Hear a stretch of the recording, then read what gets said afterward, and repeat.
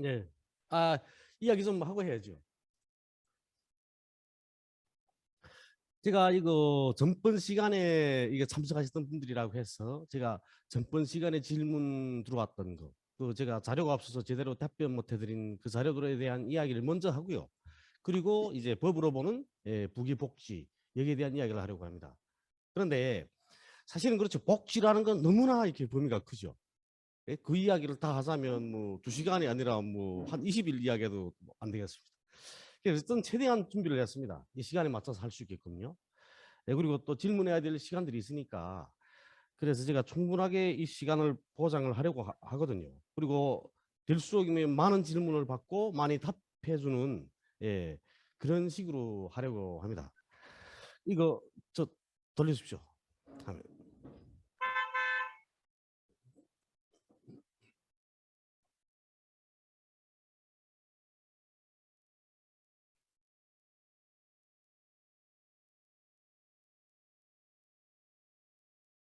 아, 됐었나요? 예. 자, 제가 법으로 보는 부귀 복지 정책이라고 제목을 달았습니다. 제가 여기다 당문수로 보는 독재라고 썼는데 제가 예전에 그 일당 독재 이야기라고 방송을 했다가 욕 죽신이 처음 먹었습니다. 바가지로 먹었죠, 욕을. 왜 독재라고 하냐? 그런데 이거는 대중이 쉽게 인정을 하기 위해서 이런 글을 쓴 겁니다. 제가 흔히 이런 이야기도 합니다. 저를 보고 북한이라고 왜 부르냐 이렇게 말하는 사람들 있죠. 그렇지만 제가 조선이라고 부를 수도 있습니다. 그런데 조선이라고 부르는 순간이면 예, 남한 국민들은 저리 위면하고 맙니다. 말을 우선 듣지도 않거든요. 그러니까 남한 국민들한테 가장 가까이 다가갈 수 있는 이야기 그 단어들을 선택을 해서 이야기를 하려고 하는 거죠. 이것도 마찬가지인 겁니다. 그리고 또 제가 뭐 북한, 조선 이런 말에 대해서는 제가 많이 하는 말이 있죠. 북한 사람들 대한민국이라고 안 부른다. 북한 사람들은 남조선이라고 부른다. 그리고 또 그 사람들이 왜 남조선이라고 부르냐. 그 사람들은 북조선에 살기 때문에 남조선이라고 부르는 거다. 나는 남한에 살기 때문에 북한이라고 부르기도 한다. 이렇게도 이야기하고 있고요. 우선 이렇습니다. 제가 전번 시간에 정확한 자료가 없어서 이야기를 제대로 못 해드렸는데 이렇게 1945년 8월 15일에 조국 해방이 되죠. 조국 해방이 된 이후에 벌써 10월 10일에 북조선 공산당 중앙조직위원회가 결성이 됩니다. 그건 공산당이었죠. 그래서 12월 17일에 당원수가 이렇게 됐습니다. 당원수가 4,535명. 왜 이렇게 적었냐 공산당이. 공산당은 노동자 농민의 당입니다. 노동자의 당이죠. 프로레타리아의 당 공산당은 기본적으로 그렇게 인식이 됐던 겁니다. 그 당시에. 근데 공산당을 가지고는 조직 확대를 할 수 없었던 거죠. 그래서 조직 확대를 하려고 어떻게 하냐. 1946년 다음 달이죠. 46년에 1월 26일이었나 그때 신민당하고 합당을 합니다. 8월이었죠. 8월 말에 합당을 합니다. 46년 8월 말에. 이때 당시에 8월 말에 합당을 하게 되면서 당원 수가 36만 6천 명으로 확 불어나죠. 당시 신민당 당수는 누구였냐면 김두봉 선생이었습니다. 김두봉 선생. 신민당은 대체로도 중국 그 팔로군하고 함께 싸운 중국 노동 홍군과 함께 싸웠던 연안에서 그분들로 조직된 그분들을 위주로 해서 조직된 그런 당들이었죠. 당이었죠. 그래서 이렇게 당원수가 불어나기 시작합니다. 48년도 2차 당대 할 때는 72만 명으로 늘었고요. 52년도 12월이면 전쟁을 할 때가 아닙니까? 그럼에도 불구하고 52년도 12월에는 100만 명으로 불었습니다. 그 이후에 이렇게 쭉 불어나죠. 56년 전쟁이 끝난 다음에 116만여 명이었습니다. 그런데 이때 당시에 북한의 인구는 1100만이었죠. 그러면 인구 10명당 1명은 당원이었다는 소리입니다. 인구 10명당 1명. 대체로 그래서 북쪽의 그 노동당 원수가 몇 명이냐 이렇게 말할 때 그때는 대체로 10분의 1로 보는 게 좋습니다. 이게 이제 쭉 가죠. 이렇게 불어나지 않습니까? 1980년 10월에 이때 322만 명이었습니다. 이때를 기점으로 해서 북한에서 조선노동당에서 어떤 정책을 펼치냐. 이때부터는 당 대열이 질적 강화를 목표로 넘어갑니다.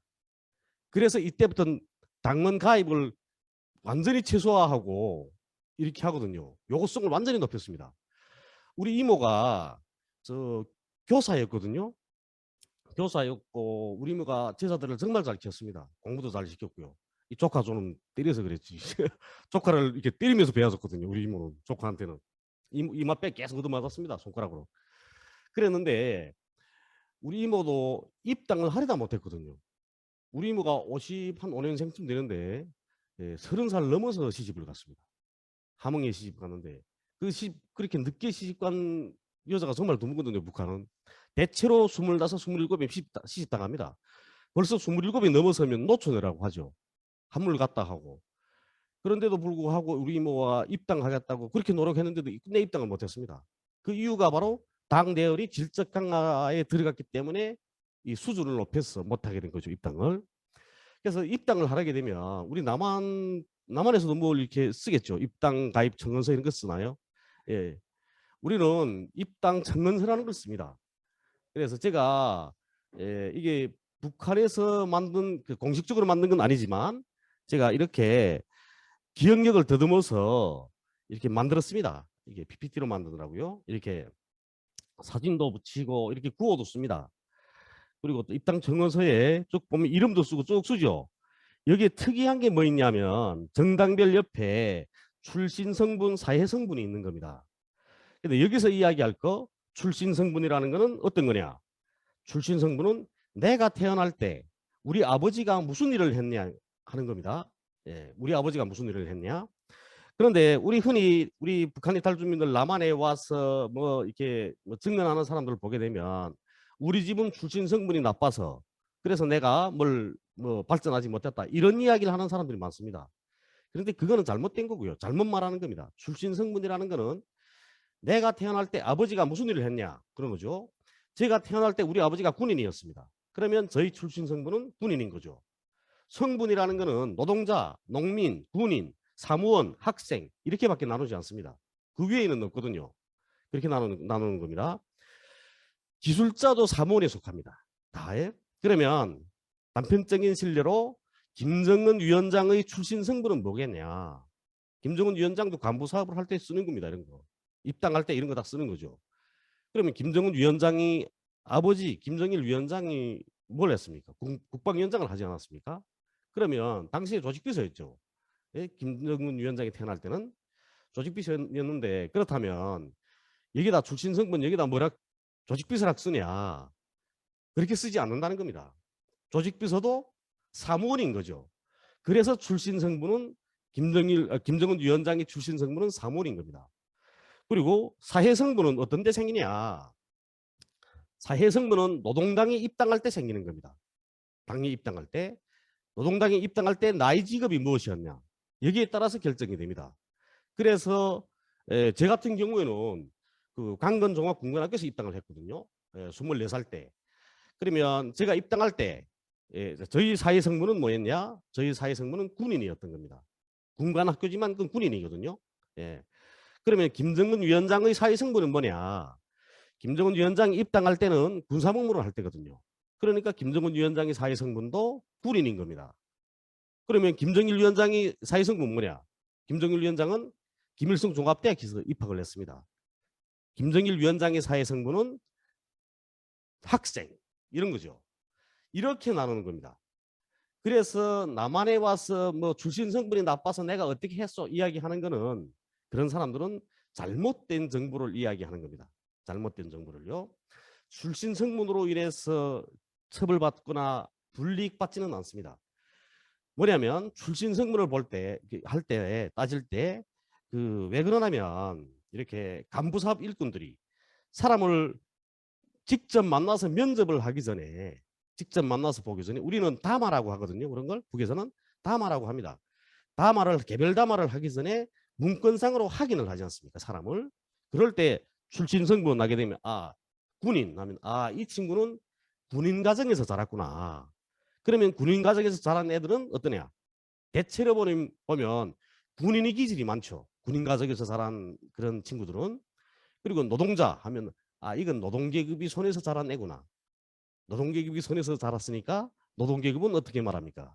우리가 북에서 이야기할 때는 노동계급은 사회에 혁명을 이끌어가는 전위계급이다. 이렇게 말하거든요. 그러면 전위계급의 자식이 되는 겁니다. 그러니까 간부사업 일꾼들이 사람을 평가를 할 때, 서류상으로 평가를 할 때 노동자, 군인 이런 게 가장 좋은 거죠. 사무원 하면 좀 이렇게 온화한 분위기 이런 게 나는 거고요. 그래 그렇게 하는 이렇게 따지는 겁니다. 그리고 학력관계, 경력관계를 써야 되고요. 다음 장에 보게 되면 이렇게 가족 및 친척관계를 씁니다. 그런데 여기다 제가 이게 그 자리가 모자라서 쓰지도 않았는데 여기다 쓸 거였네. 여기다 가족 및 친척관계를 쓸 때 뭐라 쓰냐? 이게 두 책장 그 가운데 있지 않습니까? 그 가운데 짬이 있는 거기다 이렇게 쓰여져 있습니다. 항일혁명투사, 그 애국열사, 반일 애국열사, 사회주의 뭐 애국열사, 공화국영웅, 노동영웅, 전사자 이런 사람들이 있으면 먼저 쓰십시오 하고 돼 있거든요. 그래서 가족 및 친척 관계를 쓸 때는 원래는 할아버지, 할머니, 아버지, 어머니 이런 순서로 가야 되는데 우리 삼촌이나 우리 고모가 뭐 영웅이라든가 뭐 전사자라든가 이런 게 있으면 제일 먼저 그 사람들을 쓰는 겁니다. 제일 먼저. 그러면 얘는 어떤 가정 분위기에서 자랐겠네 하는 걸 판단을 할 수 있는 거죠. 다음에 입당 증언서입니다. 입당 증언서 어떻게 쓰냐면 나는 몇 년도 몇 월 며칠일 어디서 태어나서 자랐습니다. 그 당시 아버지는 무슨 일을 하셨고 어머니는 무슨 일을 하셨습니다. 나는 조선노동당에 입당하기 위해서 어떠한 일들을 했습니다. 앞으로 조선노동당에 입당을 하면 어떻게 당원으로서 살아갈 겁니다. 이렇게 결의를 쓰는 거고요. 제일 마지막에 이거는 꼭 써야 됩니다. 조선노동당 규약을 승인하면서 조선노동당 후보당원 입당을 청원합니다. 근데 요거는 우리가 글로 쓰는 게 아니라 원래 그게 딱 찍혀 있거든요. 이렇게 찍혀 있는 겁니다. 그러니까 당원이 되자면 당규약을 승인해야 되는 거죠. 당규약을 승인하면서 승인한다는 것 자체는 나는 당규약을 꼭 지키겠습니다. 이런 겁니다. 다음 장에 보면 이렇게 그 표창 관계가 있는 거죠. 그리고 책벌 관계도 있습니다. 내가 어떤 표창을 받았고 내가 어떤 책벌을 받았다. 당 책벌, 청년동맹 책벌이죠. 청년동맹 책벌, 그다음 직맹에서 책벌들 어떤 거 받았다 이런 걸 쓰고요. 그다음에 이 사인들 다 받아야 됩니다. 당연히 책임비서부터 시작을 해서 체포비서, 그리고 청년동맹에서 그 추천을 하면 청년동맹 그 위원회 비서 수표가 있어야 되고요. 그리고 입당 보증인이 수표가 있어야 됩니다. 수표라는 건 사인을 하는 겁니다. 돈 주는 수표가 아니고요. 사인. 북한에서 수표라고 하죠. 수표한다 이렇게 말하는 겁니다. 예? 이렇게 입당 증언서를 작성을 해서 제출을 하게 됩니다. 다음에요. 다음에는 그 문제입니다. 최고인민회의, 1기 최고인민회의 때는 어떻게 의석들이 배성되어 있었나 이런 거고요. 그리고 1기 때는 어떻게 됐었고 14기는 어떻게 갔나. 14기가 2019년 4월이 아닙니까? 이렇게 1기 때는 이렇게 당들이 많았습니다. 당들이. 북조선 노동당, 그다음 북조선 민주당, 천도교 총무당, 민주독립당, 근로인민당, 인민공화당, 그리고 시민사회단체, 무소속 이렇게 있었죠. 그런데 현재는 민주독립당, 근로인민당, 인민공화당 이런 단체는 그 당들은 없어지 사라진 거 아닙니까? 사라지거나 합당이 다 된 거죠. 예? 그렇게 됐습니다. 그리고 의석들도 이렇게 배분됐죠. 현재는 이렇게 민주독립당 없는 당들 이런 건 없고요. 그리고 시민사회단체 대신 제1본 조선인 총연합회가 있었을 걸 가지고 있습니다.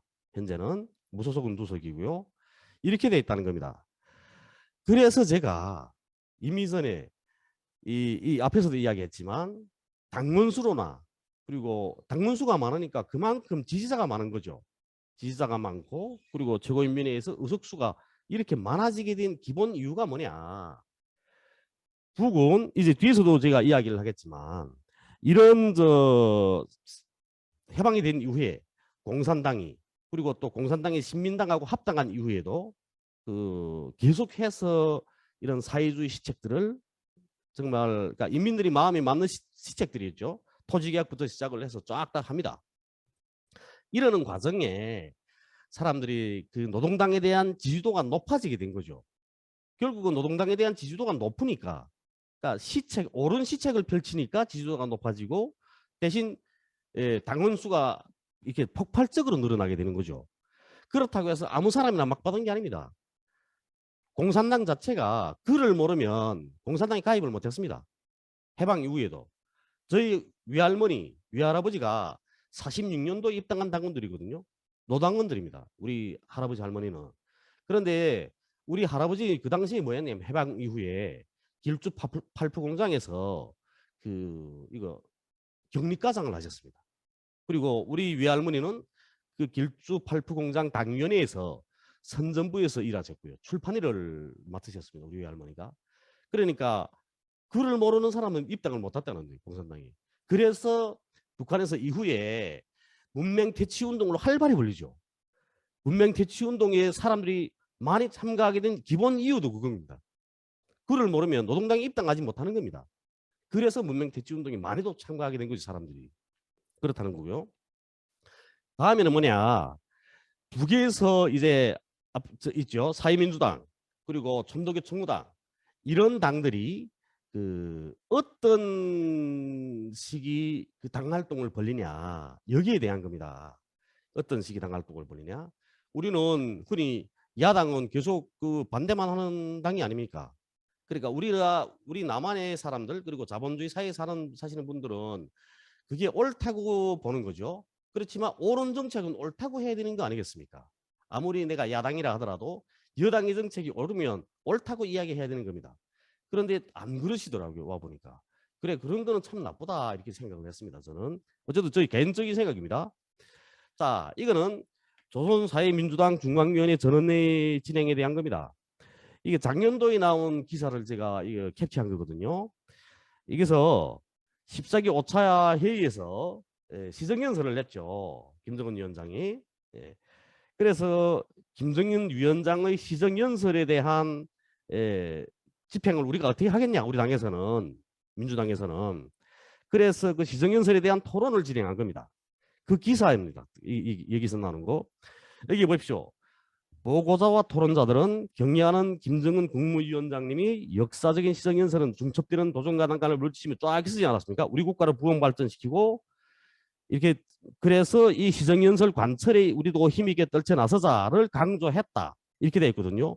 여기서 특이한 점이 뭡니까? 김정은 위원장님이라고 부르지 않습니까? 김정은 위원장 동지라고 안 부른다는 거죠. 왜냐? 조선노동당이 아니기 때문에 동지라고 안 부르는 겁니다. 동지라는 건 함께 가는 뜻을 함께하는 사람이 동지인 거죠. 그렇지만 사회민주당과 노동당이 그 목표하고자 하는 좀 다른 면이 좀 있단 말이에요. 그래서 여기서는 민주당에서는 동지라고 부르지 않는 겁니다. 국무위원장 동지라고 부르지 않고 국무위원장님이라고 부르는 거죠. 자요. 이제는 본 강연 해야죠. 예. 복지에 대한 이해 이렇게 제가 제목을 달았습니다. 이거는 뭐냐면 북한에서 복지에 대해서 자본주의 국가의 복지에 대해서 어떻게 가르치냐 여기에 대해서 쓴 겁니다. 이거 저절로 만들어낸 말이 아닙니다. 이거. 예, 이거 진짜로 정말로 북한에서 어떻게 비워주나 하는 걸 제가 그대로 쓴 겁니다. 좀 제가 너무 기니까 저 함축하긴 했죠. 자본주의 국가가 공공의 복지를 실현하는 데 복무한다고 하는 이거는 부르주아 국가 학설이다. 이렇게 비판을 하고 있습니다. 복지국가설은 복지국가설을 제청한 대표적인 인물이 월프, 이 도이칠란드 사람이죠. 이 사람 월프가 주장을 했는데 바로 이렇게 그 주장이 뭐냐면 자본주의가 발전하게 되면서 유산자, 무산자의 차이가 커졌기 때문에 국가의 적극적인 간섭 통제가 있어야 된다. 그래서 전반적인 사회성원들이 복리를 위해서 복무하는 이는 봉사국가, 복지국가로 되어야 한다고 설교를 했지만 이거는 곧 국가 권력을 행정부에 집중시켜버리는 이런 결과를 낳았다. 그래서 국가가 국민들로부터 세금을 더 많이 거둬들이고 그 세금으로 국방비를 충당을 하고 많은 비용이 국방비에 들어가고 어떻게 또 침략 전쟁을 위해서 이렇게 쫙 베어줍니다. 그래서 제가 이걸 쓴 거고요. 북에서는 이 복지국가설에 대해서 이렇게 비판을 하고 있다 하는 걸 제가 알려드리라고 썼던 겁니다. 네. 그리고 북에서 복지에 대해서 어떤 법령들을 통해서 밝히고 있는지 여기에 대해서 이야기하게 되었습니다. 자, 북한에서는 이렇게 북조선 노동자 및 사무원에 대한 노동법령, 이건 46년 6월 24일에 나왔습니다. 그리고 사회주의 노동법, 인민보건법, 어린이 보육교양법, 장애사 보호법, 사회보장법 뭐 이렇게 쫙 많습니다. 이 많은 법들을 통해서 복지에 대해서 어떻게 인민들에 대한 복지를 진행해야 된다 하는 걸 법조항으로 밝혔죠. 그런데 이렇게 법이 많다니까 조항이 너무 많은 겁니다. 그 복지에 대한 조항들이. 그래서 제가 일부만 지금 다루려고 하거든요. 예, 그렇습니다. 근데 이 법은 뭐냐면 북한의 헌법에 규정되어 있는 복지, 여기에 대한 걸 세분화해서 법으로 만든 겁니다. 이거는 세분화해서 만든 거거든요. 자, 제일 먼저 1946년 2월 8일에 그 북조선 임시인민위원회가 조직되게 됩니다. 그렇게 되면서 북에서는 소련군의 그걸 뭘 하나요? 이것은 미군 군정 통치죠. 네, 미군정, 남한에 미군정이 있었고요. 소련군이 군정이 끝이 나게 됩니다. 1946년 2월 8일 개쯤을 해서 원래 군정 통치는 6개월 하게 돼 있었거든요. 근데 8월부터 시작을 해서 쭉 가서 2월 8일에 끝이 나는 겁니다.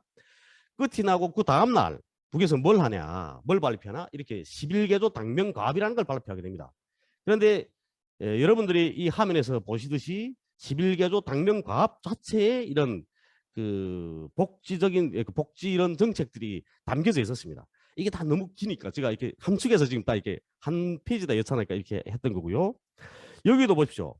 여기도 보면 그 생활 필수품 생산, 그다음에 토지 개혁, 그리고 상인 발전 도모, 교육제도 개혁, 교원 양성, 국문 교과서 편찬, 이런 것들은 다 문화개몽 사업, 식량 문제 대책, 이건 다 복지하는 거죠. 예, 그렇습니다. 이게 북조선 임시인민위원회가 조직되자마자 발표된 당면 가압이었고요. 다음에 3월 23일에 북에서는 20개조 정강이라는 걸 발표하게 됩니다. 그래, 그 20개조 정강에도 보게 되면 이렇게 뭐 조항은 많죠. 조항은 많은데 여기에도 복지 그런 조항들이 많습니다. 복지 조항 보게 되면 쭉 보면 복리 향상 8조에 보면 복리 향상, 산업 발전, 그리고 또 무상몰수, 무상분배 토지 개혁, 그리고 또 세제 개혁, 13번째 세제 개혁, 그리고 8시간 노동제와 최저임금 규정, 그 당시에 8시간 노동제를 규정했거든요. 그리고 또 보면 보험 실시를 하고 의무교육제를 실시를 하게 됩니다. 이때부터 의무교육제를 실시해야 된다 하고, 그러니까 전반적인 의무교육제가 아니었죠. 이때는 인민학교만 의무교육제 뭐 이런 식으로 가는 겁니다. 예술가들이 대우 개선, 이것도 보면 좀 특이하죠. 학자 예술가들이 된 대우 개선. 당시에 그래서 남한에서 많은 사람들이 올라갔죠. 우리 남한에서는 또 피랍이라고도 이야기를 하고 그러는데 많은 분들이 올라갔습니다. 그래서 보건사업이 확대, 이렇게 국가가 운영하는 병원들이 점점 많아지게 되고, 이렇게 되면서 북에서 자연스럽게 개인 병원들이 사라지게 됩니다. 개인 병원은 비싼데 국가병원에 가면 보험 다 해주고 다 싸게 해주니까 아프면 국가병원을 가지, 이렇게 급하지 않은 이상은 개인 병원을 안 가는 거죠. 그래서 이런 제도는 저는 그렇습니다. 사회주의가 좋다, 자본주의가 좋다를 논하기 전에 좋은 제도들은 받아들여서 정말 그 돈 없고 이런 분들, 그리고 딱 이렇게 이렇게 그 지원을 받아야 되는 이런 분들을 비롯해서 이런 분들은 이렇게 그 국가에서 무료로 이렇게 치료도 해주고 하는 거, 복지에서 기본 중에 속하는 거 아닙니까? 예, 그래서 이런 정책들은 따라 배우는 게 좋다고 저는 생각을 합니다. 예, 그러면 제일 먼저 이렇게 북조선 노동자 사무원에 대한 노동법령, 여기에서 복지를 어떻게 밝혔나에 대해서 이야기를 해보겠습니다. 북조선 노동자 사무원에 대한 노동법령에서 이건 법으로 나온 거거든요. 이제 정강이라는 건 앞으로 어떻게 할 것이다를 밝힌 거고요. 예, 이건 법으로 찍었습니다. 이제 46년 6월 24일, 그리고 또 뭐야 그러니까 3월 5일에 토지개혁을 실시를 하죠. 예? 그렇게 하고 46년 그러니까 6월 24일에 이런 법령을 또 노동법령을 발표를 하게 됩니다.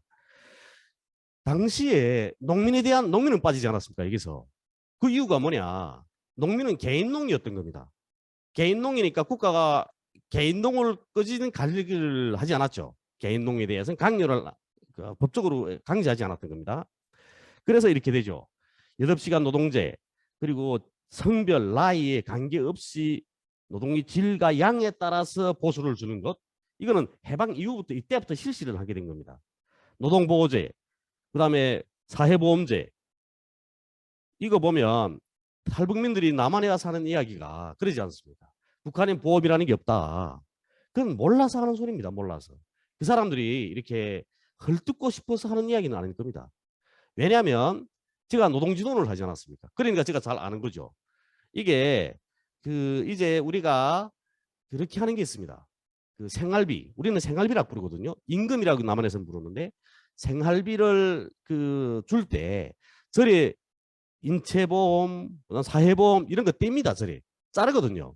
근데 그게 인체보험, 사회보험 액수가 몇은 안 됩니다. 액수가 완전히 적거든요. 그러니까 일반 노동자 입장에서는 생활비를 턱 찔 때 생활비 계산서 들여다보는 사람이 드물단 말이에요. 사실은. 그러다 보니까 그걸 생활비 계산서를 보지 못하다라니까 그게 있는지 없는지를 모르는 겁니다. 제가 남한에 와서 탈북민을 만나서 이야기를 제가 직접 해보면 모르는 분들이 너무 많더라고요. 근데 생활비는 노동지돈이 계산을 하는 겁니다. 노동지돈이 생활비를 계산을 해서 부기한테 넘기죠. 그러면 부기가 생활비를 내주는 겁니다. 그래서 제가 아는 거고요. 그리고 또 이때 특수한 일, 특수하기 힘든 일들이 있지 않습니까? 아변공 아시죠? 그 용광로에서 강계가 새빨간 강계가 나오면 이렇게 아변하는 거요. 아변공 같은 경우 그건 불구덩에서 일해야 되는 거 아닙니까? 그리고 탄부들, 광부들 막장에 들어가서 일해야 되는 거 아닙니까? 이런 사람들은 8시간 노동제를 실시하지 않았습니다. 7시간이거든요. 이 사람들은, 이런 사람들은. 그리고 또 이 사람들뿐 아니고 이후에 이제 점점 발전하게 되는데 영예군인들 그리고 장애인들 이런 사람들은 4시간 노동, 그러니까 본인이 의사가 있어야지. 우선 노동을 하겠다는 본인이 의사가 있어야 되고, 그리고 또 노동을 하지 않아도 그 사람들한테는 그 사회보조금이 나옵니다. 사회보조금이 나와서 그 사회보조금으로 살아갈 수 있죠. 그렇지만 내가 집에서 노는 게 무료하다. 그리고 또 나도 일을 해서 돈 좀 더 많이 타고 싶다. 이런 사람들, 그런 사람들은 내가 일하겠다고 하면 일을 시키는 겁니다. 경노동 직장, 그다음에 영예교인 공장, 그리고 또 일반 기업소에서도 이렇게 힘들지 않은 작업들 있지 않습니까? 쉽게 말하면 뭐 앉아서 전동기를 감는다든가, 그다음에 뭐 시계 수리를 한다든가, 뭐 이런 것들, 자전거 수리를 해준다든가. 그러니까 이런 일들의 그 장애인들을 영예군인들, 장애인들을 이렇게 투입을 하는 거죠. 이런 분들은 4시간 내지 6시간입니다. 장애 급수에 따라서. 그러니까 4시간 일해도 8시간 일한 노동자와 똑같이 노임을 주는 거죠. 그렇게 주는 거. 그건 국가 예산으로 주는 겁니다. 국가 예산으로. 그러니까 북에서 국가 예산으로 주는 그 직업들 있죠. 사무원. 그리고 또 사무원인 경우에도 그 독립채산제 기업소가 아니어야 되는 거죠. 독립채산제 기업소가. 국영기업소야 그 국가 예산으로 주는 겁니다. 독채 기업소들은 자기네 번거만큼 주는 거고요.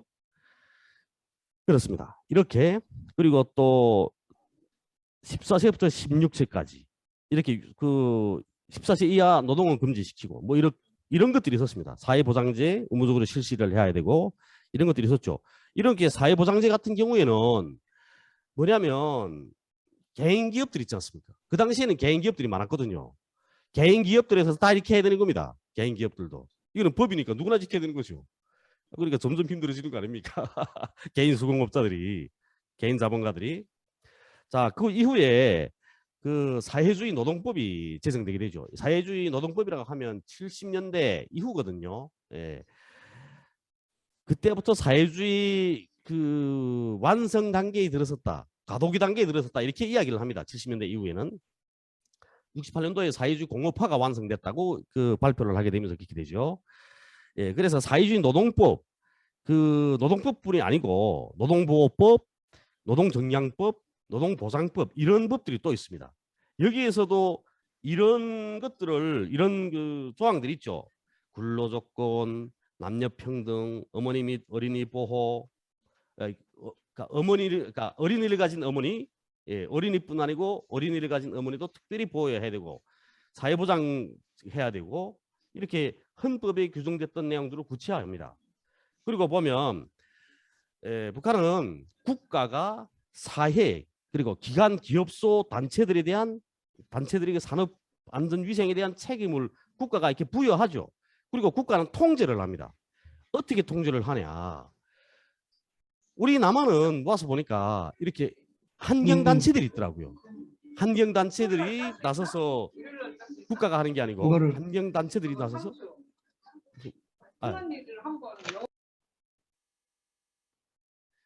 환경 단체들이 나서서 지금 이렇게 그 환경 문제를 제기를 하고 이렇게 뭐 투쟁도 하고 이렇게 하는 거 아닙니까? 북에는 환경 감독소라는 게 있습니다. 근데 그 북한에 감독이란 이름이 붙은 직업은 몇 개 안 되거든요. 감독이라는 직업이 붙은 거. 어떤 데 감독이라는 직업이 붙어 있냐? 무대 감독. 그다음에 두 번째 산림 감독. 그다음에 세 번째 이렇게 환경 감독. 이렇게 있습니다. 감독이라는 이름이 붙은 직업이. 그러면 이건 뭐냐? 감독이라는 거는 법으로 다시는 겁니다. 법으로. 감독은 환경은 환경보호법이 있습니다. 따로. 그리고 환경감독소에서 나가서 어느 만큼 그 권한이 있냐? 환경감독소 감독원들이 공장기업소에서 지금 이렇게 공해가 생깁니다. 그러면 그 감독소 감독원이 가서 딱지를 딱 붙이는 거죠. 이 공해가 우리 유엔에서 그 기준한 기준량을 초과하지 않습니까? 그러면 그 가서 딱지 딱 붙입니다. 그러면 공장에 돌아 못 갑니다. 그걸 퇴치하기 전에 공장 못 돌거든요. 오죽하면 제가 세멘트 공장에서 우리 건재 공장이라는 게 세멘트 생산을 하거든요. 근데 세멘트 공장이 그 공해 많이 발생시키지 않습니까? 우리 같은 경우에. 그러면 지금 군에서 지금 건설을 지금 한창 하고 있는데 그런데 지금 환경감독원이 와서 이거 기준량 초과한다고 와서 딱지 딱 붙여놓고 가는 거죠. 그러면 책임비서가 이거 야단난 거 아닙니까? 책임비서가. 저 세멘트가 공급이 돼야 이 산림지 건설을 하는데 이거 야단났죠. 그럼 책임비서가 환경보호감독소에 간다는데요. 환경보호감독소에 가서 그 빌죠. 어찌겠나. 한 번만 봐달라. 그런데 그걸 받아들이면 해주는 거고 대체로 감독원들이 안 받아들입니다. 콧대 높거든요. 환경보호감독원이 있지 않습니까? 한 사람이 어느 정도의 범위를 보냐면 한 개군을 넘어섭니다. 다 보면. 우리 무산에 있는 환경보호감독소가 해령시, 그다음에 저기 연사군, 부령군, 그리고 또 저기 어디더라? 저기 연사군, 뭐 그다음에 대홍당군까지 봅니다. 그러니까 몇 개군을 보니까 도저히 감독원이 몇 명 안 되는데 그 정도로 이 권한이 높습니다. 그 사람들은. 그래서 저도 저 북에 있을 때 노동지도는 그 노동자들하고 자꾸 이렇게 많이 뒤섞여야 되고 안 좋은 일들 할 때도 있단 말이에요. 그래서 노동지도는 하기 싫어서 제가 환경보호 감독은 하려고 했었죠. 그러다 못했습니다. 제가 우리 어머니 때문에. 자, 어쨌든 그렇고요. 이렇게 그리고 또 이런 어쨌든 복지 이런 정책들에 대해서 법적으로 박았습니다. 밑에 다 보면. 그리고 계속해서 그 이야기는 할 거고요. 그러면 북에서 이런 복지를 법적으로 보장된 복지 이거를 어떻게 집행을 하냐. 여기 마지막에 이 이야기를 또 해야 되겠네. 여기서 보면 제일 마지막에 보면 이런 게 있죠. 노동과 사회 정치 활동에서 공헌을 세운 근로자가 노동 능력을 잃었거나 사망했을 때는 그들과 그 가족은 특별한 보호를 받는다. 북한의 헌법이나 그다음에 이런 법들을 보면 꼭 이런 조항들이 들어가 있습니다.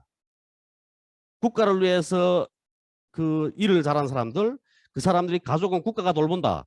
이런 조항이 어느 법이나 보면 거의 다 들어가 있습니다. 이런 조항이 보면 이런 조항이 들어가 있기 때문에 북쪽 사람들 자기가 맡은 일에 대해서 책임과 열성을 다 발휘하고 이렇게 하는 거죠. 자, 그러면 어떻게 집행이 되냐? 우선 이렇게 정량소라는 게 있습니다. 정량소. 이거는 양덕군에 있는 정량소 사진을 지금 제가 퍼왔는데요. 이 정량소는 뭐냐? 공장 화면 안 바뀌었네. 자, 이건 정량소입니다. 이 정량소가 뭐냐면 정량소는 노동자들이 노동을 하다가 이렇게 힘든 노동을 했습니다. 그러니까 힘든 노동을 하는 노동자들이 일정한 기간, 한 달이면 한 달, 두 달이면 두 달 동안 이렇게 계속해서 힘든 노동을 하죠. 그러면 공장에서 야, 이거 너 집에 들어가서 제대로 먹지도 못하는데 제대로 집에 들어가 제대로 먹겠냐? 영양 보충을 해라 하고 정량소에 보내는 겁니다. 공장 기업소에서 보내는 거죠. 이거는 이 정량소는 국가가 가지고 있는 게 아닙니다. 공장 기업소가 가지고 있는 거죠. 그러면 작은 공장 기업소들은 가지고 있지 못할 게 아닙니까? 작은 공장 기업소들은. 그러면 작은 공장 기업소들은 어떻게 하냐?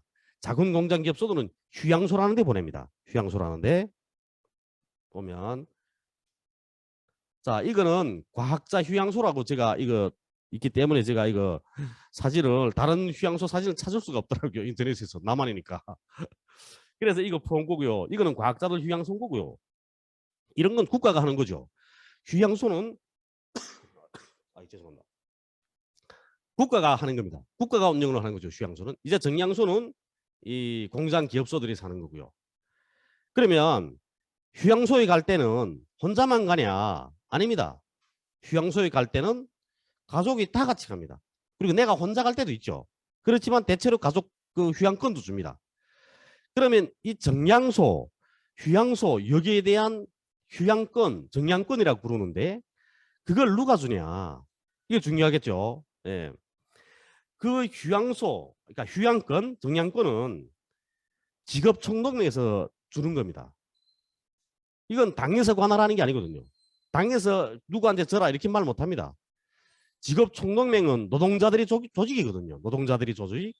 노동자들이 조직에서 노동자들이 얼마나 일 잘했는가에 대한 건 더 잘 알죠. 노동자들이. 그렇기 때문에 이거는 노동자들이 조직에서 주는 겁니다. 직맹문화사업부에 따라 그러니까 직맹문화사업비라는 항목이 있거든요. 그 직맹문화사업비에 다 포함이 돼서 직맥에서 주는 겁니다. 그러면 이제 이런 것만 있냐? 정량소, 휴양소만 있냐?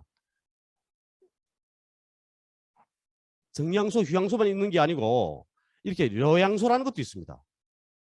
요양소는 뭐냐면 아프지 않습니까? PPT 하면 안 나와요?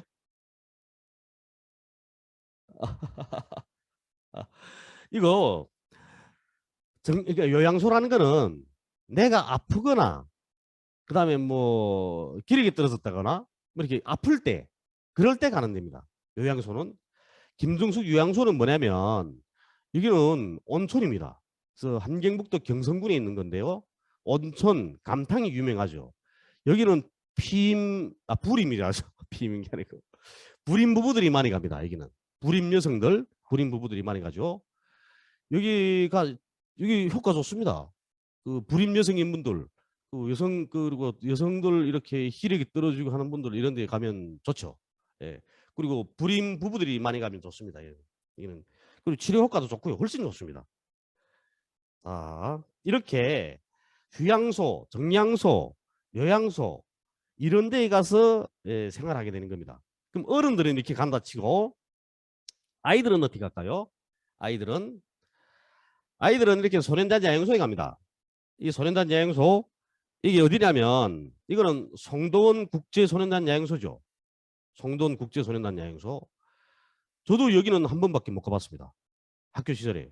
저도 하도 이렇게 제가 그 학교 산업총연장하고 그다음 공부도 잘하고 이랬으니까 제가 갔던 거지. 그러지 않으면 못 갑니다.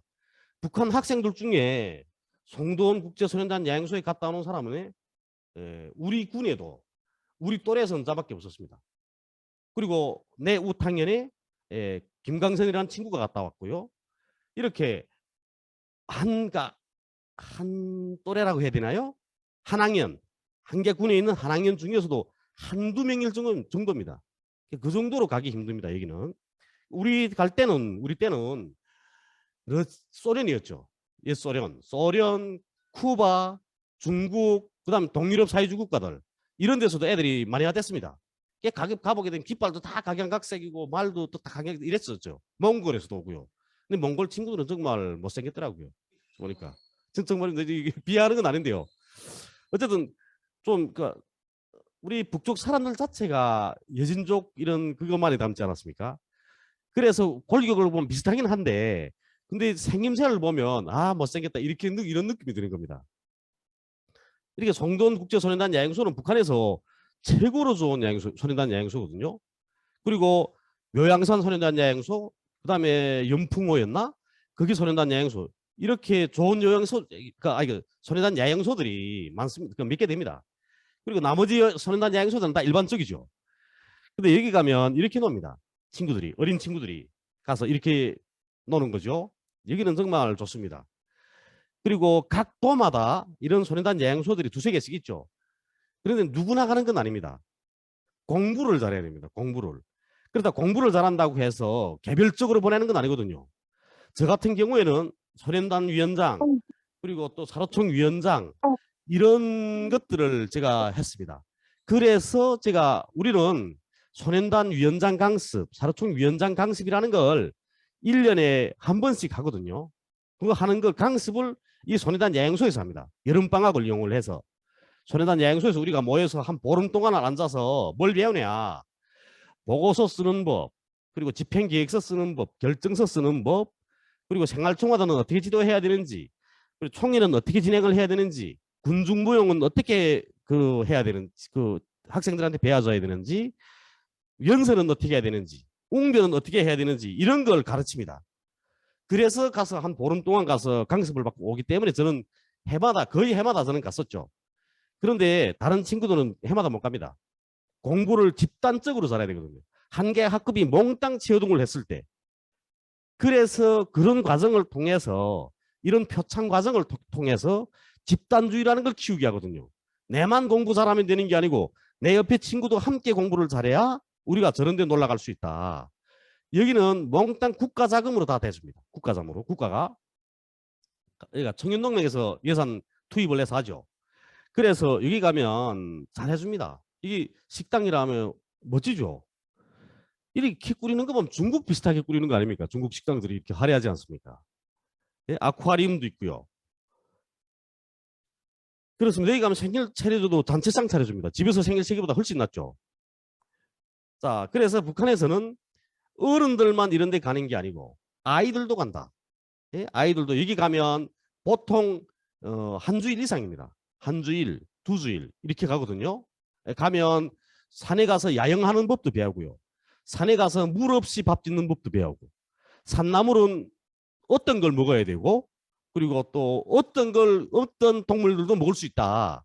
바다에서 나는 건 어떤 것만 먹고 이렇게 어떻게 음식을 해야 되고 이런 방법들을 말하자면 생존을 배워주는 거죠. 이렇게 어렸을 때부터 배워줍니다. 북에서는.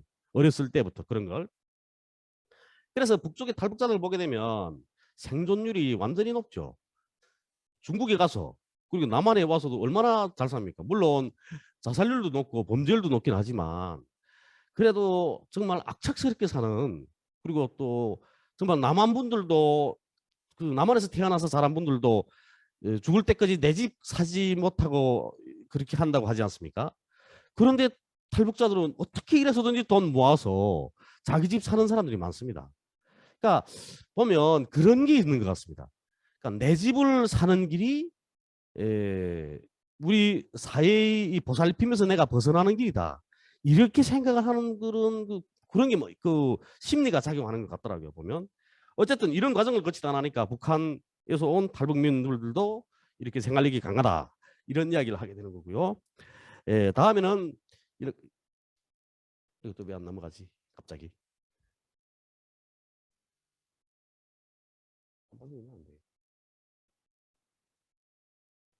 안 넘어갔어요.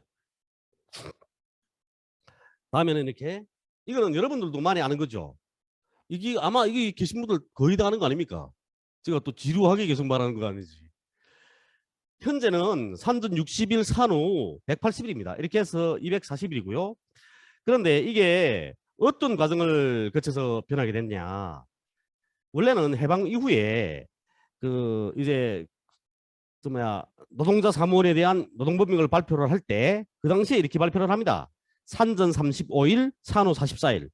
이게 쭉 이어져 와서 어디까지 가나요? 86년도까지 가게 됩니다. 그래서 우리 어머니가 나를 낳을 때는 산전 35일, 산후 44일을 받았었죠. 산전 산후 휴가를. 그리고 58년도에 농촌 여성도 60일 유급 휴가를 국가가 주게 됩니다. 그 다음에 77일로 누리고요. 그런데 왜 이 농촌 여성은 58년도가 돼서 이렇게 산전산후 휴가를 주게 됐냐? 58년 이전까지는 58년도에 북한에서 사회주의 농업협동화를 완성하게 되죠. 농업협동화를 완성하기 이전까지 농민들은 개인농이었습니다. 개인농이 자격이 있죠. 그랬기 때문에 국가가 유급휴가를 주지 않았던 겁니다. 농민이 자기가 농사 지어 먹고 사는 거 아닙니까? 그리고 국가에 그 해물세를 바치고 국가로부터 돈을 국가에다 바치는 것만큼 돈을 타죠. 농민들은. 그래서 안 줬던 거고요. 이후에 그다음 또 77로 늘렸습니다. 그러다가 2015년도에 여성권리보장법이 나오게 되면서 240일로 늘었죠. 제가 2013년도에 제가 도망쳐 왔거든요. 근데 떠나오기 전에 제가 노동지도를 하지 않았습니까? 그러니까 그 전에 그때 이 이야기 나왔었거든요. 이 이야기가 나와서 이렇게 우리가 이제 그 산전산후 그 늘려야 된다. 왜 늘려야 되냐? 북한도 이게 출산율이 낮습니다. 출산율이 낮아가지고 북한도 그게 사회적 문제가 되거든요. 여성들이 아이들을 많이 낳으려고 안 합니다. 북쪽도. 우선 살아가는 게 힘들어서기보다도 애를 낳아서 키우는 건 정말 여성들한테는 힘든 일이죠. 여성들뿐 아니고 아버지들도 힘든 거 아닙니까? 부부간의 힘을 합쳐서 아이 한 명을 키우는데 정말 많은 공수가 들어가죠. 그러니까 이제 북쪽 여성들도 많이 낳으려고 안 합니다. 한 명, 많은 집이 두 명. 그런데 우리 아버지 어머니 세대에서는 세 명이 세 명 낳은 집안이 정말 세 명 낳은 집이 좀 이게 제일 적다고 말해야죠. 그때는 네 명, 다섯 명, 여섯 명 막 이렇게 나왔습니다. 그때는. 그러더니 그다음에 90년대 고난행군 이후 고난행군 지나면서부터 사람들이 이렇게 적게 낳기 시작하더라고요. 이게 다 힘드니까 그런 겁니다. 여성들이 아이들 그러니까 배에다 임신해서 낳아서 키우는 게 힘드니까 그러죠. 그래서 북에서는 이런 여성권리보장법 통해서 산전산후 휴가를 240일로 늘리고 무슨 일들을 또 무슨 뭘 또 하냐면 이렇게 어머니 대회라는 것도 합니다. 어머니 대회. 이거 지금 어머니 대회 장면이거든요. 어머니 대회라는 것도 합니다. 어머니 대회는 어떤 분들이 참가를 하냐. 아이를 많이 낳은 분들이 참가를 합니다. 아이를 많이 낳은 분들. 그래서 아이 많이 낳은 분들 그런 분들한테는 무슨 칭호도 주냐. 모성영웅 칭호도 줍니다. 이렇게 모성영웅 칭호. 북한에는 영웅이 그래서 세 가지 부류가 있습니다. 공화국 영웅, 노력 영웅, 모성 영웅. 공화국 영웅은 어떤 사람들이 받는 거냐면 당과 국가를 위해서 목숨 바친 사람들 이런 사람들이 받는 겁니다. 공화국 영웅은 결국은 살아서 공화국 영웅 칭호를 받는 사람은 드물죠. 거의 다 죽어서 받는 겁니다. 노력 영웅 그렇기 때문에 그만큼 공화국 영웅 값이 있는 거죠. 두 번째로 노력 영웅은 일 잘하는 사람들한테 주는 겁니다. 노력 영웅. 근데 보통 일 잘해서는 안 되고 내만 잘해서 안 되고 또 내 옆에 사람들 잘 도와가면서 잘 이끌어가면서 그렇게 하면서 일을 잘해야 됩니다. 그래야 노력 영웅 칭호를 받는 거고요. 세 번째는 모성 영웅입니다. 모성 영웅 아이 10명 낳아서 키우는 게 정말 보통이 아니죠. 이건 보통 일이 아닌 겁니다. 그래서 영웅으로 불릴만 하죠. 그래서 이렇게 모성 영웅 칭호를 주는 거고요. 이분은 군인 가족입니다. 남편이 군관이죠. 그래서 10명을 낳아 키워서 이렇게 모성 영웅이 됐습니다. 그렇습니다. 그러면 이렇게 낳아서 키운 아이들은 어떤 법으로 아이들이 그 양육을 보육 교양을 보장하냐 여기에 대해서 보겠습니다. 자, 어린이 보육 교양법입니다. 이거 76년이었나요? 그때 나온 건데 제가 옆에다 날짜 쓴 날이 또 까먹었네요. 아 이렇게 제가 철저하지 못합니다. 제가 보면 이 또 마지막엔 또 글도 또 들리긴 했는데 유치원이라는 게 유치원이라고 썼어요. 이거 원래 1945년 11월 21일에 북에서는 학교 교육 임시조치 요강이라는 걸 발표를 합니다. 이때는 행정 10국이 있을 때죠. 군정이 할 때입니다. 군정이 할 때, 소련 군정이 있을 때 행정 10국에서 이런 걸 발표를 합니다. 근데 이것도 다 누가 주도를 했냐. 공산당이 주도를 한 겁니다. 공산당이 주도를 해서 이런 걸 다 발표를 했거든요. 그리고 이렇게 46년 12월에 유치원 설립할 때 대한 걸 결정을 하고 그리고 이거 인민학교에 병설을 시킵니다. 예? 인민학교에 1학년에 그러니까 인민학교에서 1년제로 유치원반을 만들죠. 그랬다가 47년도에 3년제로 변경을 하고 그리고 유치원 가입 연령도 3세로 낮춥니다. 원래는 5세였는데 3세로 낮추고요. 그다음에 이렇게 47년도에는 타가소 규칙이라는 것도 제정을 합니다. 타가소를 내오게 되면 타가소는 46년부터 내야고 했죠. 타가소도. 그런데 규칙이 없었던 겁니다. 이 규칙을 정하게 되고요. 그리고 또 48년도에는 이렇게 유치원 규정도 제정하고 반포합니다. 그리고 또 50년도에 전쟁고아들에 대한 이런 정책을 또 내놓고요. 교원학충, 전시에 필요한 그러니까 전쟁에 나갔을 거 아닙니까? 젊은 사람들. 그래서 젊은 교원들이 없는 거죠. 그래서 교원학충을 위해서 이런 내각 결정도 진행을 하고요. 전쟁이 끝난 이후에는 56년도 3월에는 이렇게 유아 1인당 당시 화폐로 15원에 해당하는 간식을 공급할 때 대한 결정을 합니다. 그 당시에 노동자의 한 달 생활비가 얼마였냐? 60원 정도였습니다. 50원, 60원 정도. 그러면 1인당 한 달에 15원이게 되면 이건 적은 돈이 아니죠. 적은 돈이 아닌 겁니다. 이만한 돈을 돈에 해당하는 간식들을 공급할 때 대한 내각 명령 발표합니다. 이거는 내가 결정하고 명령은 다른 거죠. 명령은 무조건 집행해야 된다. 이런 거고요. 결정은 이렇게 합시다. 이렇게 하는데 동의합니까? 그래, 다 동의합니다. 이렇게 하는 거고요. 명령은 무조건 집행을 해야 되는 겁니다. 네. 이런 과정을 통해서 이렇게 그 어린이 보육교양법이 만들어지게 됐습니다. 그러니까 하루아침에 만들어진 건 아니거든요. 자, 그러면 북에서 어린이를 어떻게 규정을 했냐? 어린이는 세상에 태어난 때로부터 학교에 가기 전까지를 규정을 했습니다. 학교는 인민학교입니다. 인민학교. 그러니까 7살까지, 만 7살까지 어린이로 본다는 거죠. 만 7살까지. 여기에 이런 내용도 있습니다. 이건 어린이 보육교양법에 있는 내용이거든요. 예, 이제 그거는 10조에 있는 내용이고요. 이렇게 다른 나라에서 망명한 사람들, 북은 헌법에서 정치적 망명을 받아주게 되어 있습니다. 그래서 다른 나라에서 망명한 사람들, 그 사람들의 아이들도 국가가 부담으로 키워줘야 된다 이렇게 규정하고 있고요. 그리고 그 고아들, 부모의 보살핌을 받을 수 없는 어린이들이라는 게 바로 고아거든요. 예, 이것도 육아원, 애원에서 키워주도록 강제하고 있습니다. 이거는. 그리고 어린이들은 이렇게 태어나자부터 식량을 공급받고 그리고 또 이렇게 어린이들한테 그 타가소 유치원이 공급되는 식료품의 값은 국가 사회협동단체가 부담하도록 합니다. 그러면 국가가 모두 부담하면 되지. 사회협동단체는 왜 부담시키냐? 이렇게 되는 거 아닙니까? 사회협동단체는 협동농장 이런 걸 말하는 겁니다. 협동농장에서 운영하는 타가소. 왜 그러냐면 아직까지 그 협동농장은 사회주의화 되지 않았습니다. 국영농장이 아니라는 말이죠. 국가가 운영하는 농장이 아니라는 겁니다. 개인들이 소유가 있고 협동재산에는 개인들이 소유가 다 몫이 있는 겁니다. 그 재산에는. 그렇기 때문에 이 농장의 타가소에 대한 물자 공급은 농장에서 책임을 지는 거죠. 그리고 그렇다고 해서 국가가 전혀 공급 안 하는 건 아닙니다. 간식 같은 건 농장에서 못 만들지 않습니까? 그러니까 식량, 그다음에 부식물 이런 거는 농장에서 공급을 하고요.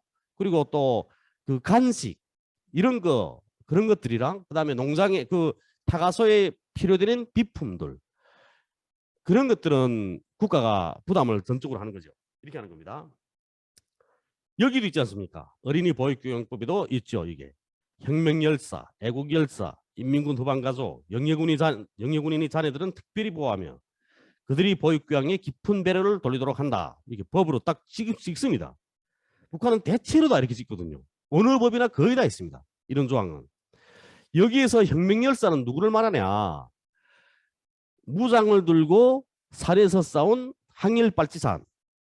결국은 공산주의자들을 말하는 거죠. 공산주의자들 보고 혁명열사라고 말합니다. 애국열사는 반일 애국열사와 사회주의 애국열사 두 가지 부류로 나누게 됩니다. 그럼 반일 내국 열사는 누구냐? 우리 오동진 사령, 그다음에 뭐 안중근 의사, 뭐 김구 선생, 이런 분들은 유은현 선생, 이런 분들은 반일 애국 열사인 거죠. 예. 그리고 사회주의 애국 열사는 현장에서 순직한 사람들, 북에서 국가가 맡겨준 일을 하다가 현장에서 순직한 사람들, 이런 사람들한테는 사회주의 애국 열사증을 줍니다. 그러면 그 자녀들을 국가가 특별히 보호하는 거죠. 어떤 방법으로 특별히 보호를 하냐? 이제 북한이 그런 학원들이 있지 않습니까? 만경대 혁명학원, 그리고 강반석 유자내 학원, 그리고 남포혁명학원, 각지에 있는 혁명학원들, 이런 혁명학원들에서 이런 친구들은, 자녀들은 국가가 무료로 키워주는 겁니다. 어머니가 있음에도 불구하고, 어머니가, 그러니까 물론 어머니 동의를 얻긴 하죠.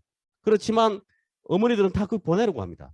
왜냐면 그런 혁명학원들에 가게 되면 우선 교육이 질도 높지만 그 친구들은 일반 학교를 졸업하고 사회에 진출하는 친구들보다 훨씬 앞에 가 있습니다. 출발선이 다른 거죠. 사회의 출발선이. 그렇기 때문에 부모들은 다 보냅니다. 벌써 이렇게 혁명학원 졸업한 친구다 하게 되면 군대에서나 그렇고 사회나 대학들에서도 먼저 받아들이고 공부를 시켜줍니다. 따로. 그 친구들은. 성적이 낮아도 받아준다는데 그 친구들은. 그러니까 출발선이 다른 거 아닙니까? 그러니까 그런 방법으로 특별히 보호하고 관리를 해주죠. 그렇기 때문에 북쪽 사람들이 일 잘하는 겁니다. 자, 여기도 보면 이런 게 있죠. 새 쌍둥이, 이거 한꺼번에 여러 어린이를 낳아 키우는 어머니, 네 쌍둥이, 그런 어머니들한테 특별한 혜택을 베푼다. 둘 이상 어린이 낳아서 키우는 어머니한테는 유급으로 일정한 산후휴가를 더 주고, 3태자한테는 옷, 포단, 1년분이 젖제품 무상으로 공급한다. 옷 같은 경우에는 학교 졸업할 때까지 줍니다. 얘들은. 다 무상으로 다 내주거든요. 그리고 학교 갈 나이 이르기까지 양육 보조금 주고요. 부모님들한테. 무료 일꾼 따로 담당시킵니다. 무료 일꾼이라 하면 의사하고 간호사가 여기는 따로 붙는 겁니다. 애들 3명, 4명한테는, 세 쌍둥이, 네 쌍둥이한테는요. 이거는 무조건 해야 되는 겁니다. 그리고 벌써 세 쌍둥이를 임신하게 되면 병원에서 산부인과에서 척 초음파해보고 이거 세 쌍둥이네 하면 벌써 그건 중앙당에 보고가 되죠. 그러니까 중앙당에 보고되면 어떻게 되냐? 직승기가 옵니다. 헬기, 남한에서 말하면 헬기가. 그리고 특별열차를 내고요. 그러면 그 산모는 헬기, 특별열차를 타고 어디로 갑니까? 평양산원으로 가서 그때부터 발견된 때로부터 국가가 관리를 합니다. 그 여성에 대해서는. 그 정도로 하거든요. 그러니까 새쌍둥이 낳고 싶어 하죠. 근데 재간이 있어야 그것도 만드는 거더라고요. 아무리 노력해도 안 됩니다.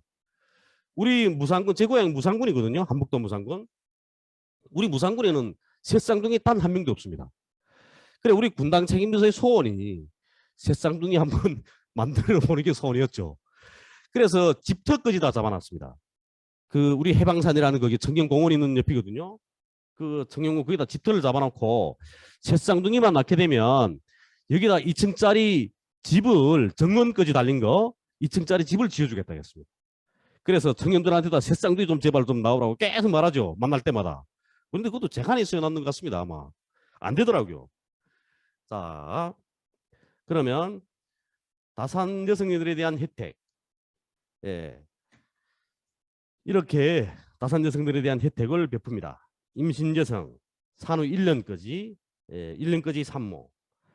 4살 이하의 어린이들에 대한 식량 공급은 우선적으로 한다. 이거 우리 고난의 행군 시절에 그 사람들이 말이 많아죠. 뭐 애들이 그 국가에서 배급 주지 않아 애들이 굶어 죽고 막 이러지 않습니까? 물론 그 고난행군 시절에는 누구나 다 이렇게 굶었죠. 그런데 그러면서도 그렇게 하다 보니까 어쨌든 아이들에 대한 영양이 부족했던 것은 사실입니다. 그거는 아이들에 대한 영양이 부족을 해서 고난의 행군 시절에 자란 애들이 키가 작습니다. 키가 북에서. 그래서 김정일 위원장이 그 해안포중대, 여성 해안포중대, 그 해당가 중대라는 중대를 자주 찾아갔었습니다. 근데 해당가 중대에 찾아갔는데 그 여성군인들이 키가 너무 작은 겁니다. 그래서 뭐라 했냐면 김정일 위원장이 내가 잘못했다고 빌었죠. 거기서 내 때문에 니들이 이렇게 고난행군했고 너무 이렇게 이렇게 키도 잘하지 못했다. 정말 미안하다고. 그렇습니다. 그랬지만 그 시절에도 이렇게 애들에 대한 식량 공급은 했습니다. 애들에 대한 식량 공급. 유치원, 타가소 여기는 식량 공급 무조건 했습니다. 그거. 자, 그리고 이렇게 4명 이상 자녀 둔 여성한테는 특별 보조금을 지급을 하는 겁니다. 계속 아이들이 머릿수에 따라서 특별 보조금이 점점 높아지는 거죠. 그리고 이렇게 3명일 때는 산후 4개월, 그러니까 아이가 3명이 아닙니까? 내가 벌써 3번째 아이를 낳는다 하면 3번째 아이를 낳았을 때는 그 1년까지 휴가제도 실시해 주고요. 4살 어린이 있는 건 사회적 동원들 면제해 줍니다. 북에는 사회적 동원들을 많이 하지 않습니까? 사회적 동원이 뭐냐? 그 실리대로 이야기하면 뭐 수해가 났습니다. 수해가 나서 뭐 제방에다 허물어졌어. 그렇게 하면 그 사회적 동원으로 사람들이 나가서 제방돌 다시 쌓고 이렇게도 한단 말이에요. 이런 일들도 하고 그다음 뭐 수해복구죠 결국은. 그리고 또 뭐 우리 인민발에서 뭐 아침 청소를 해야 됩니다. 그러면 그것도 사회적 동원이라고 봐야죠. 이게 아침 청소를 하고 도로에 그 도로 닦기도 하고 뭐 이렇게 해야 되는데 이렇게 4살까지 어린이 있는 이런 여성들은 동원에 빼준다. 이런 거죠. 네. 그리고 3명 이상 자녀 둔 가구들은 주택을 우선적으로 배정을 해줍니다. 3명쯤 되면 벌써 집이 복잡하지 않습니까? 그러니까 좀 더 큰 집으로 가야 되는 거죠. 좀 더 큰 집으로. 그러니까 그럴 때 제기를 하면 살림집이 나는 차례로 제일 먼저 공급을 하죠. 이렇게 해줍니다. 자, 그리고 뭐 은장도 주고 군반지 주는 건 다 아시겠죠? 새쌍둥이한테는. 그러니까 이런 혜택들이 있다는 겁니다. 예. 그리고 그러면 애들을 보육 교양할 때 그러면 어떻게 교양을 해야 되냐? 이건 국가가 법으로 밝힌 겁니다. 이게 좀 용어가 좀 이런 용어들이 돼서 그렇긴 하지만 그런데 이런 용어들은 북한에서 흔히 쓰는 용어들입니다. 우리 남한에서 쓰지 않아서 그러는 거죠. 예, 남한이나 이게 국제사회가 쓰지 않아 그럽니다. 주체형이 혁명가로 교육 교양하는 데 선사적인 힘을 넣어야 되고 이게 뭐 있습니까? 과거를 잊지 말아야 된다. 그리고 남조선 인민들도 잊지 말아야 된다. 그리고 사회주의 제도와 공산주의 휴양한 미래를 사랑하도록 교양해야 된다.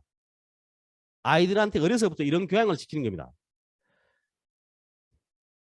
그리고 여기서 핵심이 또 뭐냐면 김일성 주석에 대한 충실성, 그 교양이 첫째입니다. 사회주의 애국주의 교양, 그렇게 말하죠. 사회주의 애국주의 교양, 충실성 교양, 그리고 계급 교양 이런 걸 하는 겁니다.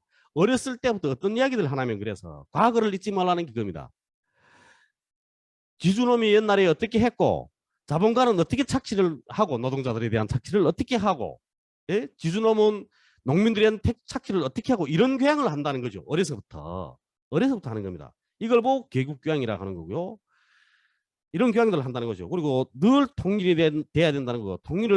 통일이 돼야만 우리 민족이 잘 살 수 있는 길이 열린다. 이런 걸 늘 교양하고 있고요. 결국은 이게 그거죠. 공산주의 구호. 뭡니까? 전체는 하나를 위하여, 하나는 전체를 위하여. 이 구호가 아닙니까? 이 구호대로 교양해야 된다. 그 구호의 정신을 이렇게 하고요. 어렸을 때부터 일하기 좋아하고 일하는데 버릇이 되도록 합니다. 그래서 어떻게 하냐면 어렸으니까 큰일은 못하는 거 아닙니까? 조그만 꽃삽 가지고 이렇게 꽃 심는 것도 하고요. 하단에. 그리고 선생님들을 도와서 뭐 운동장에 뭐 휴지들이 떨어지면 그런 것도 줍고요. 그런 거 주어서 선생님한테 바치는 친구한테는 또 붉은 별도 줍니다. 포상이 있어야 되는 거 아닙니까? 그러니까 어렸을 때 포상은 확실하게 머릿속에 남는 거죠. 아, 내가 이거 길바닥에 떨어진 그 오물을 주어서 선생님한테 가져다 바치게 되면 선생님은 나한테 붉은 별을 주는구나. 그런 게 확실하게 머릿속에 드는 겁니다. 그러면 오늘 내가 유치원으로 오는데 그러다 보니까 아이고 길바닥에 뭐 떨어져서 저 선생님한테 바쳤습니다. 선생님 붉은 별 주지 않습니까? 그러면 붉은 별 큰 거거든요. 손바닥만하게 큽니다. 그거를 가슴에다 달아주는 거죠 선생님이. 그러면 그 붉은 별 달고 친구들 앞에 나서 친구들이 막 박수를 쳐주고 이렇게 하는 겁니다. 그러니까 그런 교양을 통해서 어려서부터 이렇게 그 노동을 사랑하고 노동이 소중함을 깨닫게 하고 이렇게 하는 겁니다. 그리고 또 이런 과정을 통해서 국가와 사회의 공동재산을 아끼고 사랑하는 버릇을 키우도록 하는 거죠. 여기 있지 않습니까? 보육교양기관, 네? 그런 기관들은 어린이들한테 풍부한 정서와 예술적인 재능을 키워주라고 합니다. 그러니까 이게 특이하죠. 어렸을 때부터 예술적인 재능 키워주라는 거, 정서를 키워주라고. 그러니까 이렇게 북에서 말하는 인재, 사회적 인재라고, 그러니까 북에서 인재라고 말하잖아요. 남한에서도 그렇긴 하죠. 인재라고 말하는 사람. 북에서는 어떤 인재가 될 것을 요구하냐면, 예, 지덕체를 겸비했다고 말하기도 하고, 다방면적인 지식과 재능을 가진 사회적 인재를 키워야 한다. 교육의 목표가 그런 겁니다. 북은 다방면적인 지식과 재능을 가진, 그러자면 그걸 어린 시절부터 키워나가는 거죠. 그래서 북에는 어려서부터 보면 이런 수재들이 많습니다. 선생님들이 만약에 애들이 잘하는 거 착 보고, 아, 얘는 그림에 소질이 있네, 얘는 노래에 소질이 있네, 그리고 얘는 수학에 소질이 있네, 이렇게 있단 말이에요. 그러면 어떻게 합니까? 선생님들이 집중적으로 달라붙어서 교육을 합니다. 그런 애들은 선생님들이 달라붙어서. 그러니까 그런 애들은 잘할 수밖에 없다는데요. 대신 결함이 뭐냐면 아무것도 안 하는, 못하는 애들은, 아무것도 취미가 없는 애들은 아무것도 안 같이 가만 내버려 둡니다. 그래서 따라오게끔, 그죠? 따라오게끔 언제든지 언젠가는 네가 네 취미를 찾을 것이다, 이렇게 하는 거죠. 그래, 그 유치원 때나 보면 그래서 맨날 놀고 그 흑장난하고 뻘쳐나다니고 이런 애들은 맨날 그 바깥에 나 놀고, 공부하는 애들은 맨날 붙들려서 공부를 하고, 이렇게 하는 거죠. 그러니까 저 같은 경우에도 그런 데서 그렇게 살았습니다. 선생님들한테서부터. 그러니까 이렇게 그 어떤 게 생기더라면 크면서 벌써 인민학교에 착 들어가니까 이 공부에 대한 트라우마가 생기는 겁니다. 하기가 싫어지더라고, 공부를. 그 다음에 중학교 3학년 타고 올라가고 4학년 올라가니까 그다음부터 세계관의 형성이 딱 되지 않습니까? 우리 남한으로 말하면 뭐냐면 중이병이라고 하는, 우리는 북에서는 세계관이 형성되는 시기라고 말하거든요. 이건 병으로 안 보는 겁니다. 그 시기가 세계관이 형성되는 시기이기 때문에 누구나 그렇게 할 수 있다, 이렇게 하는 거죠. 그때 가니까 그다음부터 공부는 아예 하기 싫어지는 겁니다. 그래서 공부를 안 했다는 거죠, 제가. 그리고 우리 선생님이 얼마나 안타까워했는지 모릅니다. 그렇게 머리 좋은데 왜 공부를 안 하냐고. 하기 싫은 거 어떻게 합니까? 제가 어느 정도로 하기 싫어 했냐면 제가 가출한 경험도 있거든요. 인민학교 3학년쯤 되는데 2학년 3학년 때인데 우리 이모님이 교사였다고 말했죠. 음악교사였습니다, 우리 이모님이. 그래서 우리 이모님은 손풍금, 바이올린, 피아노, 기타 뭐 못하는 악기가 없었거든요. 다 그러니까 특별하게 잘하지 못해서 그러지 하기는 다 했습니다, 우리 이모는. 그래서 교육을 하는데 저한테 손풍금을 배워줬죠. 아코디언, 손풍금을 배워줬는데 진짜 하기 싫은 겁니다, 이거. 나는 원래 이렇게 내가 친애들하고, 그러니까 여학생들하고 내가 이렇게 휩쓸리는 그런 성격이 아니었거든요. 제가 어렸을 때 동네 누님들이 날 많이 이렇게 무척 이뻐했습니다. 그러다 나니까 누님들한테 너무 시달림을 받은 겁니다, 제가. 어렸을 때.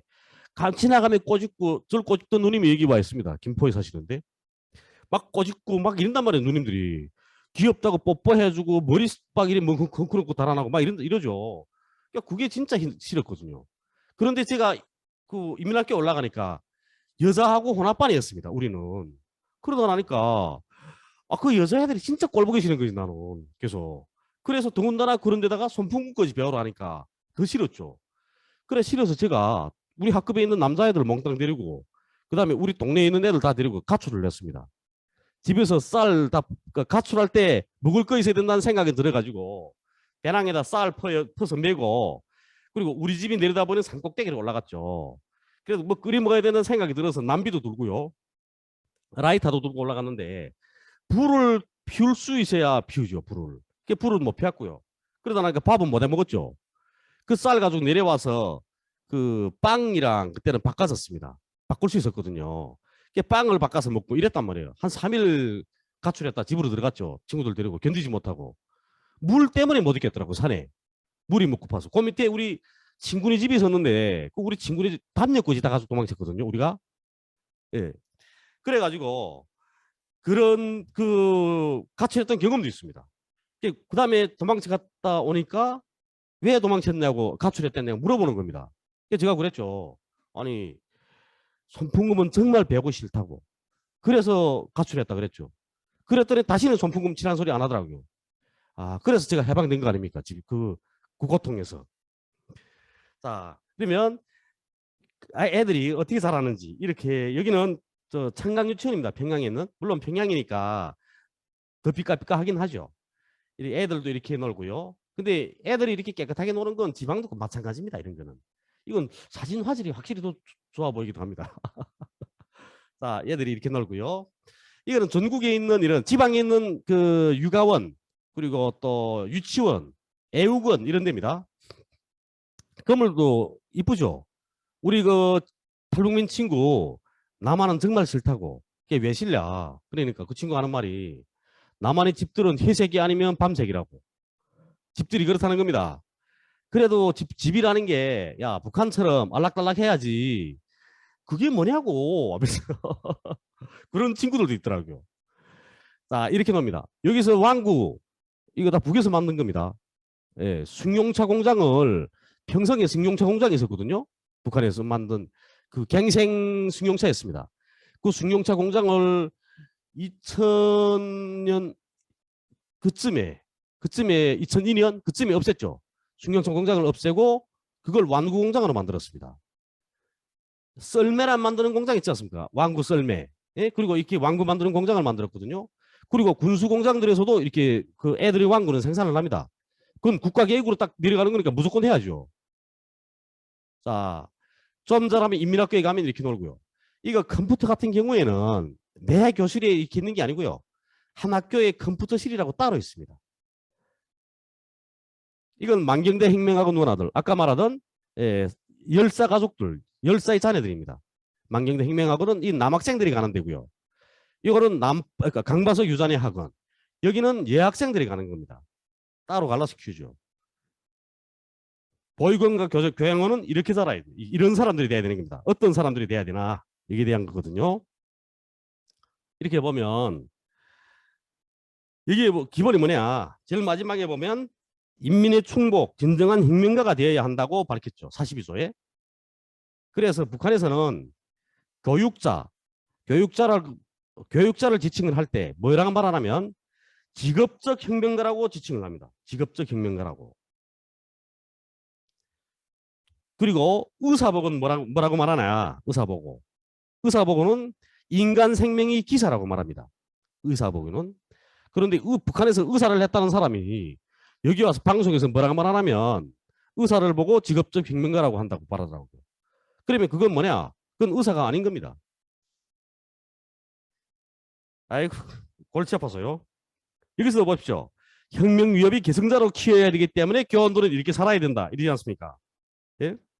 그래서 이 교육자는 그래서 대학을 졸업하는 그 순간에 간부가 되는 겁니다. 민족 간부가. 그래서 교원들은 교원대학, 사범대학, 그다음에 이제 보육원들은 보육원 양성소 이런 걸 졸업하거든요. 교양원은 교원대학을 졸업해야 되는 겁니다. 그래 졸업하게 되면 졸업하자마자 뭐가 되냐? 간부가 되기 때문에 간부 이력서를 씁니다. 당원이 아니더라도 간부라는데요. 선생님들이 이렇게 가르칩니다. 어린 동무들 반말 안 하거든요. 앞에서 말하지 않았습니까? 아이들을 명랑하고 품성이 바르게 키워야 된다. 이렇게 하죠. 나쁜 영향을 줄 수 있는 질병도 없어야 되고 선생님이 어린이들이 참단 본보기가 되어야 된다는 겁니다. 그렇기 때문에 애들한테 반말하면 안 되죠. 그래서 보육원 그다음에 교양원 선생님들이 아이들을 대할 때 뭐라고 말하냐 이렇게 말합니다. 어린 동무들 이렇게 부르죠. 출석을 부를 때 어떻게 부르는지 아십니까? 홍강철 어디 있나요? 이러면 제가 그러죠. 나 여기 있어 나 여기 있어 나 여기 있어요 이렇게 말하는 겁니다. 이렇게 합니다. 자요 이거 홍강철이한테서밖에 들을 기회가 없을 겁니다. 그리고 시간이 거진다 되네요. 앞시 거지죠. 그러니까 한 30분 동안 네, 질문 답하는 걸로 하고요. 자, 닐로자 보호법. 아이들은 그렇다 치고 우리 중년들에 대한 건 간둡시다. 중년들은 뭐 그래서 닐로자 보호법이라는 것도 있다는 것. 닐로자 보호법 어르신들에 대한 겁니다. 닐로자는 만 60살 이상 노동연한을 마쳤을 경우에는 남자 60살, 여자 55살 이랬습니다. 여기서 여자는 다르죠. 처음에는 만 60살이라 했다가 여기서 왜 이렇게 55살이라고 하냐. 이거는 공장 기업소, 농장에서 노동을 한 여성의 경우에는 55살이면 널러보장이라는 걸 받습니다. 그렇기 때문에 55살부터 받는 거고요. 60살부터 받는 분들은 뭐냐. 일하지 않고 집에서 놀거나 장사를 하거나 이랬던 분들입니다. 자, 어르신들은 왜 이렇게 돼야 되는가? 여기서 원칙, 널러자의 지위하고 보장 원칙을 지키지 않았습니까? 어르신들은 혁명의 선배다. 헌신적으로 국가와 국가를 위해서 일해온 우리 세대 앞선 세대들이고 그리고 혁명의 선배들이다. 그렇기 때문에 웃사람으로 받들어야 된다 이런 거고요. 특별보호 원칙 이게 또 있지 않습니까? 특별보호 원칙이라는 게 이런 분들한테는 특별히 우대하고 사회적으로 생활을 보장해 준다. 저도 북에 있으면 공로자입니다. 제가 3대 혁명 훈장 2개, 그건 국기훈장 2급하고만 먹는 거거든요. 3대 혁명 훈장 2개, 전사혁명 훈장 2급, 전사혁명 훈장 2급도 타는 사람이 몇이 안 됩니다.